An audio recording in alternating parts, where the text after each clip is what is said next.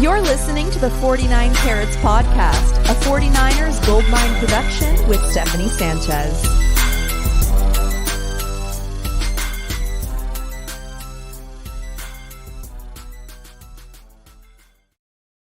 What's going on, everyone? Welcome to another edition of the 49 Carats Podcast. I'm your host, Steph. It is Wednesday, August 28th. Yesterday, the 49ers, put out their initial 53-man list. Today, we got some more drama as it pertains to Brandon Aiyuk, Trent Williams, because we got some updates from John Lynch and Kyle Shanahan, both who spoke to the media today. Another crazy day of updates with those two. And I have none other than my Wednesday co-host to discuss it all. Dezi, how you doing today? Woo! Wacky Wednesday. Wacky Wednesday, man. That's all I got to say, man. That presser was rough. I've never seen Lynch so tight. He's seemed tense. He's in mid-season form once again. It seems like, and it makes sense, right? The 49ers are officially in week one mode, right? They're preparing for the Jets now. And that is what, I guess, caused the commotion of today is, well, Brandon Aiyuk, the expectation is that he's going to be at practice today. Both John Lynch and Kyle Shanahan said that in their respective pressers. What happened was that Brandon Aiyuk did not show up to practice today, at least in the early portion. Once the season gets rolling, the beat writers are not able to see the practices. They only see like the warm-ups and all that. So from what we know, in warm-ups, Brandon Aiyuk was not there, despite Shanahan and Lynch saying they expected him to be. Now, this is kind of part of I think, a new stance with the 49ers, because I don't know about you, Dezi, but I got the sense watching both of those pressers, they're over it. And they want to make it very clear to Brandon Aiyuk that they're over it. Brandon Aiyuk, with a message here of his own, I'm not done either. Yeah. I saw something on Instagram, and I wish I could credit the person who posted it. They posted the video from The Notebook, where the guy is like, "What do you want? What do you want?" And Classic. She really can't articulate what she wants. And it literally was the perfect meme / gif / video of the standoff here between Brandon Aiyuk and the 49er front office. I really can't understand why we're at this place that we're at right now. It just is depressing. It's frustrating. It's irritating in that naggy way where like you have a hair like around your face and you can't figure out where the hair is. Like, it's just one of those situations where I don't know that I've been this frustrated with a contract situation like this in a long, long time. Yeah, and it certainly feels like, Lynch and Shanahan feel the same way. And one reason that I say that it seems like they're nearing their like breaking point, they're clearly fed up, is because to this point, Brandon Aiyuk had been saying that he had a back injury, right? Like, that's what Kyle was saying. There's a back injury. That's why he's not practicing. So they weren't actually calling it a hold in internally, right? And to the media, right. They were not calling it that. Now, Kyle Shanahan said Brandon Aiyuk has been medically cleared. What that means is that the 49ers can now start fining Brandon Aiyuk for any practice that he does miss at this point. And then, of course, games as well. So that, to me, is the 49ers message that we're done playing nice. All right. And like I said, Brandon Aiyuk is still sticking to his guns here. So this could go on a while longer. One of the things that John Lynch said in his presser was that at some point you've got to play. And again, I think that's just another message in what speaks to their fed upness of the entire situation. So I think the 49ers are pretty much saying, like, they're exercising their leverage here that Yeah. we've known that they've had all season, and I think they were trying to play nice, but now no more. So it certainly feels like we've gotten to that point. I do have a video here from the John Lynch presser of talking about both of the negotiations. So I'll share that here. Let me just make sure I got the right one here. I think you'll see right with me. I know he's here today, and that's the expectation. When was the decision made, and when was he examined? We don't get into those details. That's medical stuff, and but he has been cleared, and we're ready to roll. The only dynamic that's changed here that will make him practice today. Yeah, in theory. Yeah. If he does not practice, chooses not to, then we'll deal with that. Well, if you're impatient and this thing's really dragged on, drive you crazy. Yeah, fortunately, there's 90 players here. There's preseason games. There's the work of getting better, and that goes into putting a team together. But no question about it, when you've got some of your better players, 2 of them in particular, that aren't out there, and that's your job. Yeah, you take a lot of pride in that, and I think one thing, we got a lot of really good players, and we've rewarded a lot of good players, and that makes things tougher at times. But I remain optimistic. We'll find a way to put the best squad out there, and really happy with where this team's at, and what we do have to offer. The players out here that have been here are working really hard. We got a lot of love for the 2 guys that aren't, and we'll continue to work on that to try to bring that to a resolution. Despite all this, they do continue to use the word optimistic. They use the word hope, all these things. I'm getting tired of all that. And it feels like we're getting to a point where they are too, and they'll probably stop using those words. But I mean, I also got the sense that John Lynch maybe saying, I mean, he has an offer on the table. He could take it. So that's part of the reason why we're kind of done playing nice. I got the sense too, because they brought up the agent, which of course we know was, friends with Lynch and former agent. And did you catch the part where he was like, I guess the question was asked about the agent, and he said, well, I've got a lot of friends in the NFL, a lot of friends who are agents, and any negotiations I do at this point is dealt directly with Jed York. So he kind of was throwing a little shade, I think, at that guy to some degree, in the best way that John Lynch ever would, right? Because he's just a class act. But I got a sense that he's also frustrated with the agent. I don't know. Did you get that as well? I mean, I'm sure there is some frustration with the agent, Brandon Aiyuk, like all of it, right? Yeah. And obviously Aiyuk's agent is helping drive what's happening here, in the current state of where they're at. Interesting enough, he was asked, John Lynch was asked if there's been good communication between the 49ers and Brandon Aiyuk, to which John Lynch had to say this. Yeah, there's communication, and it's been ongoing, with Brandon, with his representative, and on that one as well. We just haven't been able to break through. Sorry, I couldn't help but laugh for that one, because you kind of see Lynch even kind of crack a smile and almost like, do you guys get what I'm trying to say here? Like, there's been communication, and it hasn't been good. Clearly, is what he's saying there.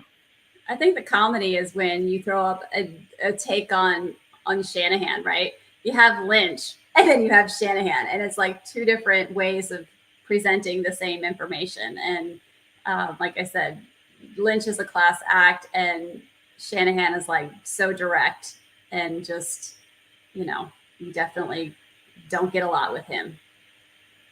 So these pressers were like an hour, 30 minutes apart or so. Like, why couldn't they just have done one presser together? Like, save us all some time. and to your point, it would have probably been better on the 49ers side, because then you're not getting two guys getting asked the same question, Right. But I don't know. All right, one of the things to shift gears to Trent Williams, one of the things that John Lynch was asked about regarding Trent was, has Trent Williams mentioned retirement through this negotiation or this period? And John Lynch said, I won't get into any private conversations we've had with Trent, which to me translates like a bit of an admission that he has maybe threatened retirement or used the word retirement in speaking to the team throughout all this, which I think he very well, would be fair to do, because that's part of his leverage, quite honestly. So yeah, I'm sure that's part of it. And that's part of what he's told the 49ers to try to spur some action. How do you not? That really is almost I would think a given, right? I mean, we already know Trent is at late 30s. He's had an illustrious career. He's done everything that's asked of him in the best, highest possible, with the highest standards possible. And at this point, that's a realization we all have to come to. It's the panic button that I've been hitting for the last year. Certainly in this last draft, that was my whole concern, was like, guys, what are we doing to help that side of the line? Like, we've got to start preparing for it, because although I wasn't expecting it this year, I definitely saw, like, we got maybe another 2 years at most, really. And that's only if he wants to. So, things are happening. There's a lot of, like, the team just seems to be breaking down. There's a lot of already preseason injuries. And, no one would blame Trent at this point if he was having those conversations. I think it's reasonable. So I don't want it. I think if those of you who follow Steph on Twitter, she posted something and I just did the little baby big fat lip sticking out of like pouting, because I'm going to be crushed. I'm going to be devastated. And I think it's going to be a rough season if we don't have Trent on that left side of our line. Yeah, absolutely. Looking at the 49ers' current set of offensive linemen, they only have 2 tackles there now, because Trent Williams, as of right now, is still on the reserve, did not report list. And those only 2 guys are Jalen Moore and Colton McKivitz. I'm not feeling too great about that tackle group without Trent Williams in general. The offensive line just, I think leaves a lot to be desired. So, with the exception of maybe Pooney. But yeah, this is an ugly situation, one that I hope the 49ers solve soon. At this point, I would rather have them resolve this thing with Trent Williams more than Brandon Aiyuk, despite how long the Brandon Aiyuk thing has gone on virtually in the entire offseason. Trent Williams, I think, is more important to their week 1 and just any chances of winning a game than Brandon Aiyuk is. That's not a slight to Brandon Aiyuk. That's just the reality. Like, Trent Williams is that important to the offensive line, in turn to the offense, and Brock Purdy's protection, and what Brock is able to do in general. So to summarize the updates from that we got today regarding Brandon Aiyuk and Trent Williams, I have this. And here we go. I hope you're hungry for nothing. That's basically what we got today. A big nothing burger. Again, we were expecting, waiting to see if Brandon Aiyuk could practice. He did not show up to practice today, so we continue to wait on those guys a little bit more. But Steph have other updates. Oh, there you go. You were sounding a little echoey there, but yeah, you were. But I was going to say, I do hope we get Trent at least for one more season, because it would be incredibly sexy to have that O-line with Trent on the left, and you see Pooney. Pooney was just, guys, I watched my first preseason game, but I didn't watch it live. So I feel like I still found a workaround, a loophole, if you will. There you go. And wow, that was a thing of beauty on that right side. And I can only imagine what it would look like with Trent on the other side. Our offense, I think, was it 60% of all of our plays were ran through the left side. So when I say our offense runs through Trent, It runs through Trent. Christian McCaffrey, Deebo Samuel, a lot of them just Trent walks. He'll block downfield. Like, we've seen that happen, and it's just so crucial. So I echo your opinion there, in that I would much rather have our silverback over Brandon Aiyuk right now, 100%. And Technic Chic says we also need the "You get nothing, sir" Charlie in the Factory meme clip. I'll have to add that one to the collection, because who knows how much longer this is going to go on for. I think I need it. All right. Well, Dezi, the 49ers made some roster moves, right? I mean, like I said, they cut the roster down to 53 players, and I mean, we've got some updates. Of course, as we know, every season when this happens, the 49ers have to cut some players that are good. They got to cut some players that I think we know other teams are going to be interested in, and that would probably maybe even be guys who could make the 53 on other teams, but clearly don't make it for the 49ers.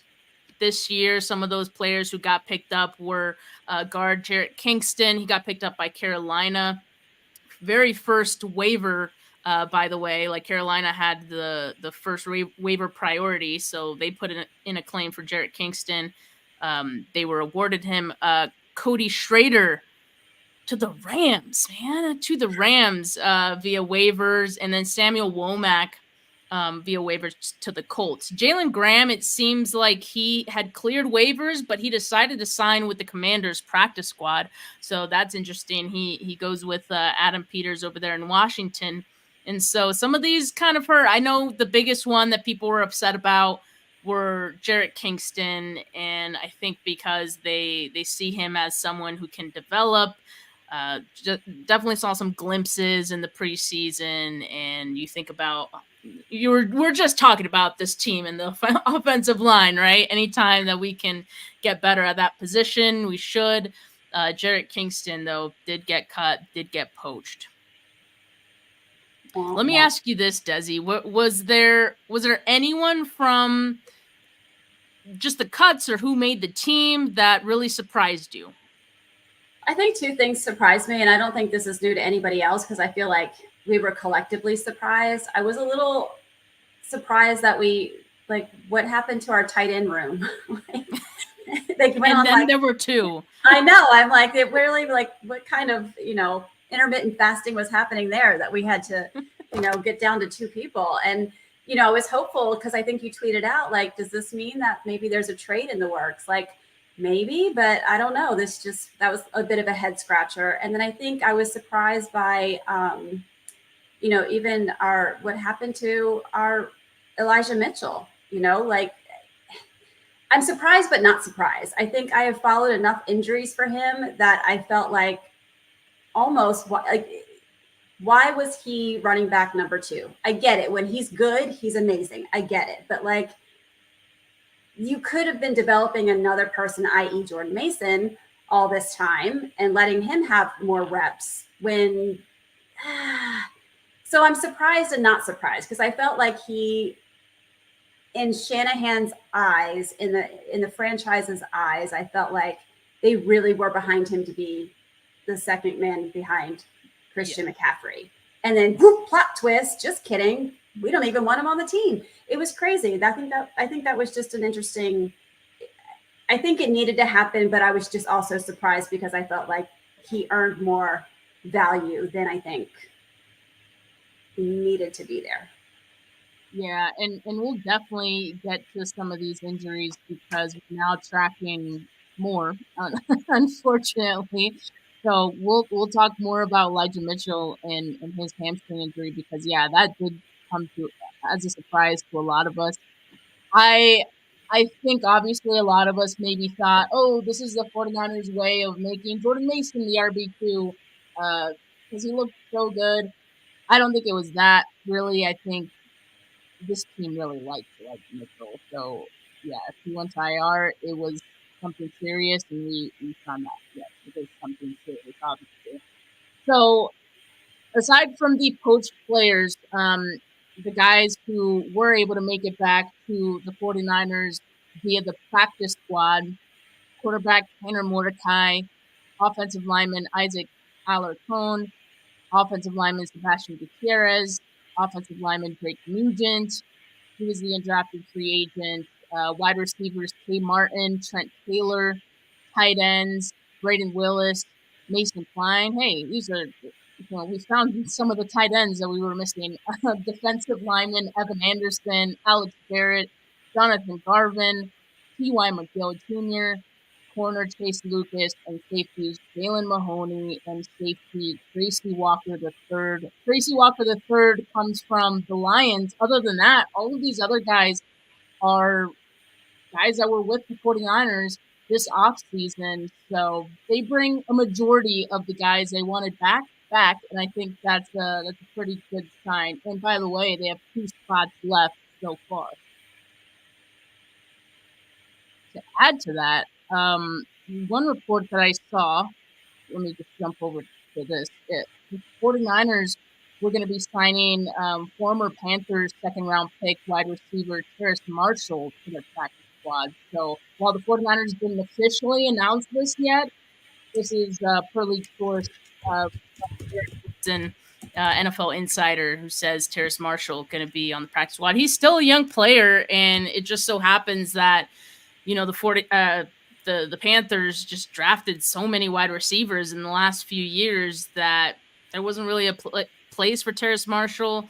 Maybe underperformed a little bit, but yeah, it seems like he's back at he's going to be joining the 49ers at this point. Yeah, I feel like that's a good move.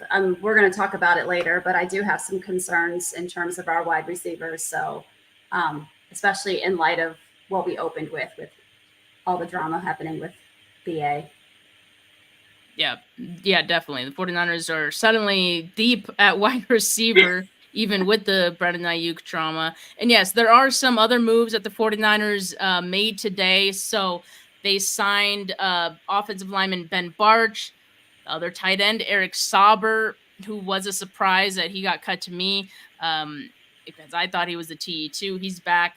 And cornerback Rock Yassin. Those 3 guys are back on 1-year deals. In order to make room for those players, the 49ers waived Sam Okoyenonu and placed John Feliciano and Ambry Thomas on IR. So, yeah, it seems like the team is rounding out. As Kyle Shanahan says, it's never the final 53, just the initial 53. And look, we're already seeing some moves. So, things are correcting themselves.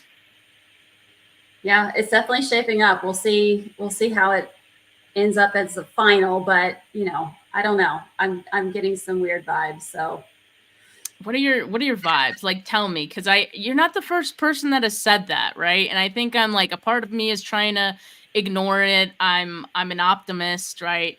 Yeah. But tell me what your vibes are. Well, I think part of it too is watching that preseason game. I mean, I don't put too much stock into it, and I think that's probably a healthy outlook. And that's part of the reason why I don't really watch preseason games. But I mean, I feel like Brock looked tense. I feel like it was just an off feeling. I didn't feel like people were excited to be out there, fresh for a new season. I felt like we were kind of already starting out in like a little bit of a pit, so to speak, which understandably so. We've got contract issues with some of even our leadership of the team, right?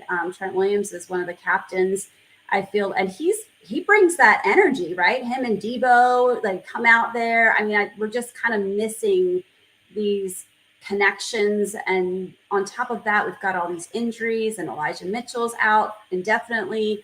We've got what's happening with Ricky Pearsall. We've got all these things, and it just kind of brings some weirdness, is what I can say. And I just, once the season starts, maybe all of it goes away, because guess what fixes all that? Winning, right? So if we can get that win on game 1 against the Jets, then I think all of this problem solved.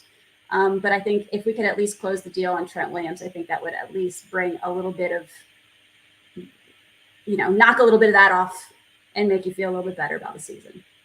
Yeah, maybe maybe Brock is a little tense because he doesn't have Trent Williams out there and he doesn't have Brandon Aiyuk out there, and so or Christian McCaffrey, right? or Christian McCaffrey, yeah. So there's the mental hurdle of that. I think it's interesting that was one of your takeaways from the preseason game, because I don't know if you saw Dezi, but Manti Te'o was on NFL Network, Good Morning Football, and he had it was like a minute and a half video, so that's why I won't share it here. But he pretty much said that he doesn't.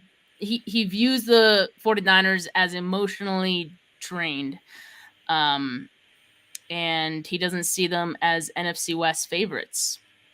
So I did see that. I saw that actually on Good Morning Football. I try to watch that every day, and I did see that, and it was a long-winded way of saying that he didn't feel like we were the bullies anymore, that that's been our brand, is bully ball. And I couldn't agree more. And again, I don't want to put too much stock in preseason. And I retweeted that and kind of put that out there. Like, what do we think? Because, I don't want to put that out there, but I think there's enough. It'd be one thing if it was just the BA story, right? And Christian McCaffrey was healthy and Trent wasn't out because of a contract issue. And, we didn't have all of these things, but now that we've got multiple things happening, I think it just brings unsteadiness. And I would like to have some closure on a couple things before that game one. We still have time, guys. That's our positive. That's the positive about spring. We still got some time before that first game rolls out. So let's see how that shakes. I mean, obviously you would have liked Brandon Aiyuk to show up. I guess, what's kind of your deadline for Brandon Aiyuk to show up, if for you to feel like he can even suit up week one, on Monday?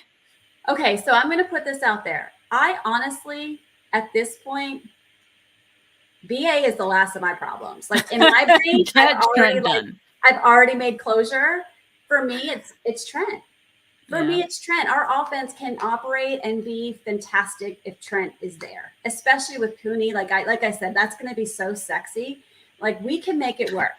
We can make it work because Christian McCaffrey is going to come back, right? We still have, Juwan Jennings, we still have Debo, we still got Brock, we still got Kittle. We've got our people out there. We'll miss BA. I'm not saying that he's not worthwhile to our offense, but I've got to push that aside. I'm more focused on getting the Silverback in our line because I feel like our offense can make it if he's there. Period. I agree with that. Like I said, I do definitely think that should be the priority over Brandon Aiyuk at this point, because they're still playing games with each other. The 49ers and Brandon Aiyuk, they're playing chicken, and I'm done with it. Let's get Trent done. Tanisha in the comments says the spirit of the team is totally different this year. It's a sign of being tired of the drama and the losses they've been taking over the years. Yeah, I mean, I definitely feel like it's starting to pile up a little bit, and I think to a certain extent, players were maybe trying to I think they did ignore some of the noise surrounding the Brandon Aiyuk thing because, this negotiations, whatever, this happens every offseason, whatever. But now it's getting to a point where it's well, shoot, we might actually play week one without Brandon Aiyuk. And I remember we and Trent, and I remember last year we kind of were staring down a similar situation with Nick Bosa, right? And I felt the same way going into the season. I'm sure the players maybe felt a little bit of that too. You don't quite feel as confident. Of course, you'd never say that out loud, but you don't feel as confident without those players because those players make up a big portion of what the team is and what the offense is.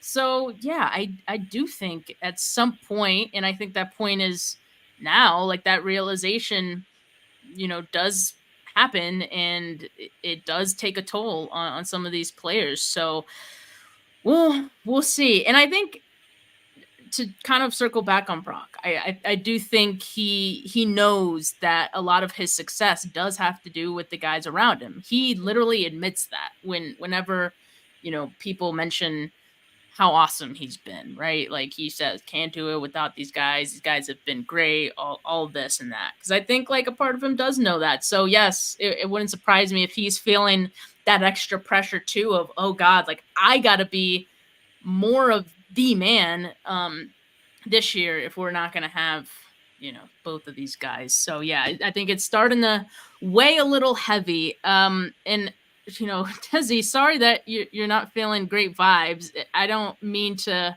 bring them down even further by going into the mention of injuries here, but let's just go through the injury trackers. We got some new ones, some new updates here as well. So Kyle Shanahan did say that Aiyuk Guerrero tweaked his groin after the final preseason game.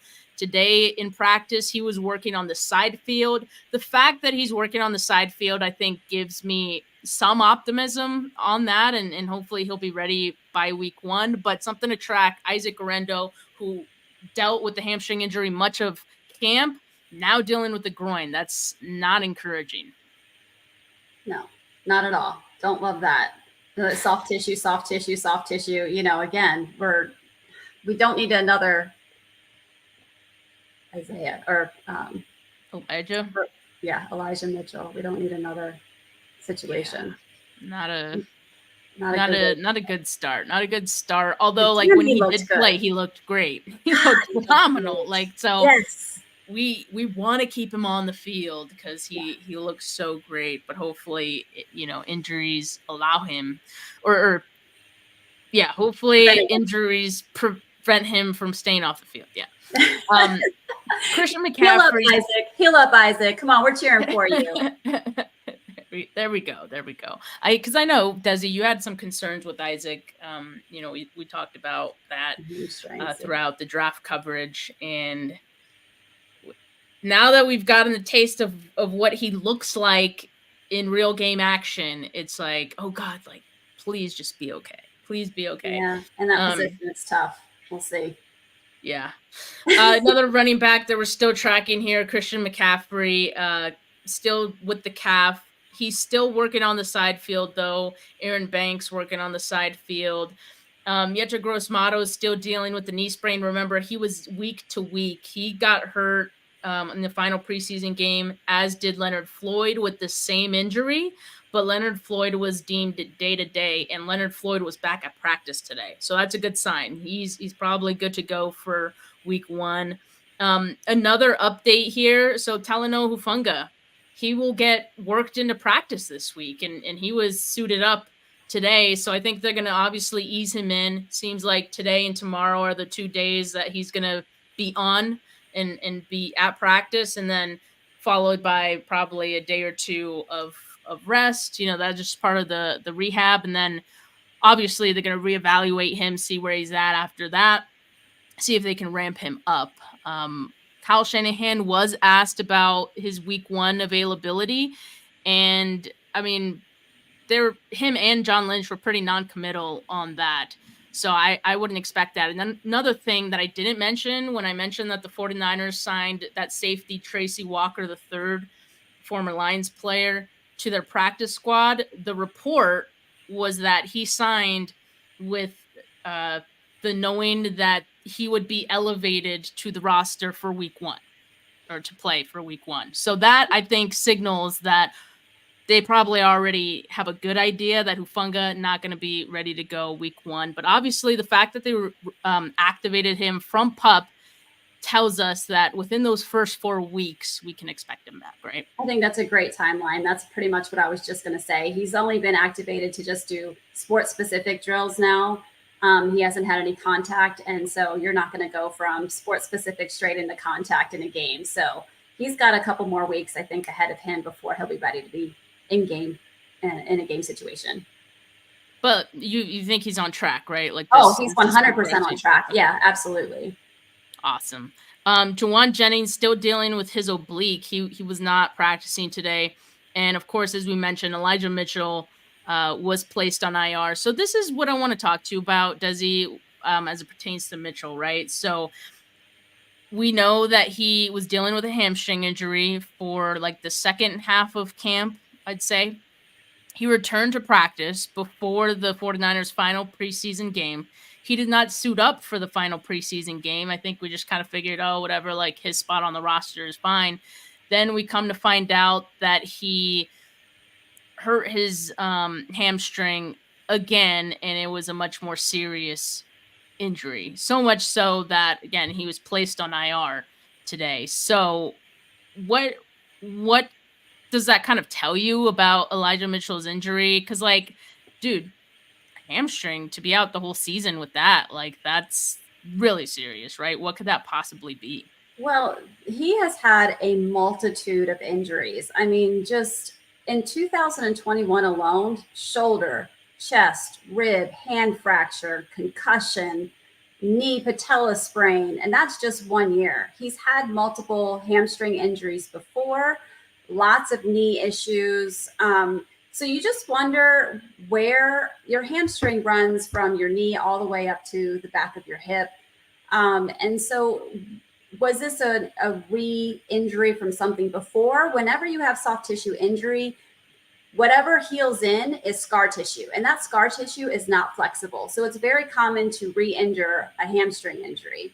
So was it there? Was it an attachment? Was it a deep tear? You know, I have no idea where in that structure it's done, but at some point you also wonder, was that in conjunction with another injury? So the hamstring does connect kind of around the knee joint. Was it also, as it was heading into the knee joint, part of another knee injury, and they just didn't want to put that full disclosure? I can't imagine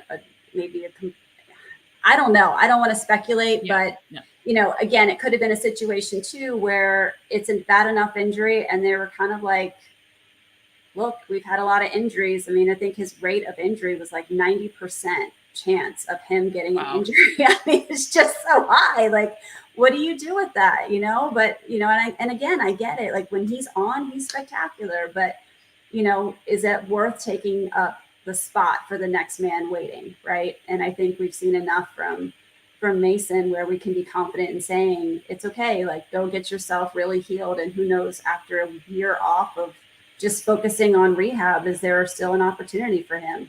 To see. It's a tough job to be a running back. I mean, that's one of the most injured positions, but then add on the history that he has. And I just think there may be some writing on the wall there. So yeah. And the worst part about it too is this was Elijah Mitchell's final, you know, year on the roster per his contract, right? So his final year of his deal.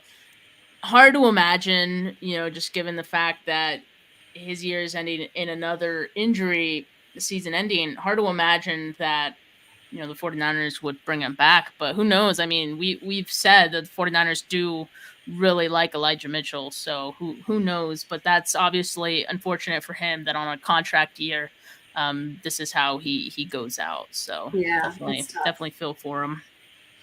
All right.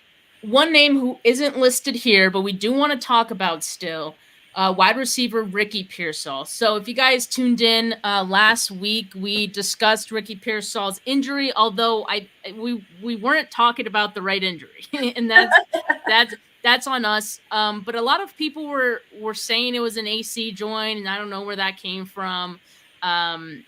We try to look for it, and we don't know where that came from. But anyway, now we know that it's a sublex of Ricky Pearsall's shoulder. And that's what he's dealing with. Again, he's back at practice. He's got the blue no contact jersey on. But Dezi, what can you tell us about a sublexing of your shoulder and the implications of that? Yeah, so in a shoulder, there's subluxations and there's dislocations. You can, obviously, people know what a dislocation is. The ball of your shoulder joint comes completely out of socket. Usually it's an anterior dislocation, meaning that the ball comes out of the socket and goes forward. Posterior ones are really, really tough. Those, if he had a posterior one, he wouldn't even he'd be done. And he didn't have a full dislocation where it completely comes out of socket, but it sublux. It pushes out towards a sublux or towards a complete dislocation. So a subluxation is like it's starting to come out. It'll stretch the socket, but it doesn't come completely out of the joint. So a couple things about this. Around the shoulder joint is a capsule. And so whenever you have a subluxation, a dislocation, that capsule gets stretched, as does the tissue around it. You can have, there's a cushion in the socket. So you have the glenoid and there's a cushion there. It's a little cartilage. And so you have the humeral head there. And as it sublux, you can even get a little tear of that cartilage there. So there is some other things that can come with this. The problem is once you stretch the capsule, once you stretch that tissue, you're more likely to re-injure it.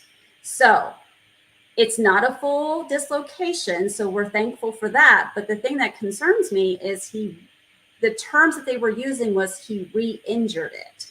So did he have 2 subluxations? Was a subluxation and like maybe just a tweak? Was it like, this is the concern. And again, what you want this to do is you need to really protect it. You need to rehab it, make sure the rotator cuff muscles around it are nice and strong to help prevent it. But again, you think about the position that he plays, overhead catching, needing to lean out, getting tackled. And, now that it's out there that this was the injury, guess where all the DBs and the corners and all they're going to go and attack the shoulder. They're going to hit him in the shoulder every time.